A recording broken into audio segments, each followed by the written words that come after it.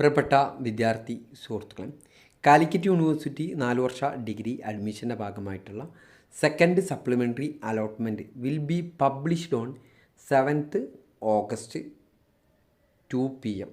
അപ്പോൾ second supplementary allotment എന്ന് പറയുന്നത് എയ്ഡഡ് പ്രോഗ്രാമുകളിലേക്കാണ്. എയ്ഡഡ് പ്രോഗ്രാം എന്ന് പറഞ്ഞാൽ government കോളേജിലെയും aided പ്രോഗ്രാമുകളിലേക്കുള്ള second supplementary അലോട്ട്മെൻറ്റാണ്.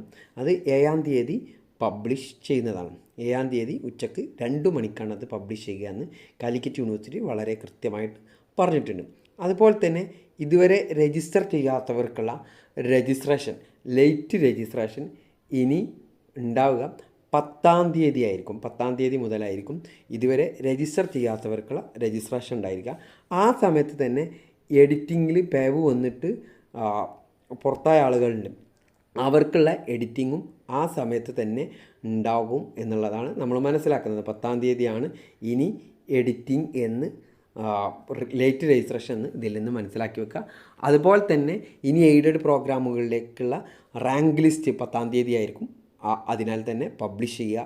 Okay, അപ്പോൾ ലേറ്റ് രജിസ്ട്രേഷനിൽ ചെയ്യുന്ന ആളുകൾക്കും എഡിറ്റിംഗ് ചെയ്യുന്ന ആളുകളും ഇനി സെക്കൻഡ് സപ്ലിമെൻ്ററിയിലും അതുപോലെ തന്നെ റാങ്ക് ലിസ്റ്റ് പബ്ലിഷ് ചെയ്യുന്നതിലൊന്നും ഉൾപ്പെടില്ല.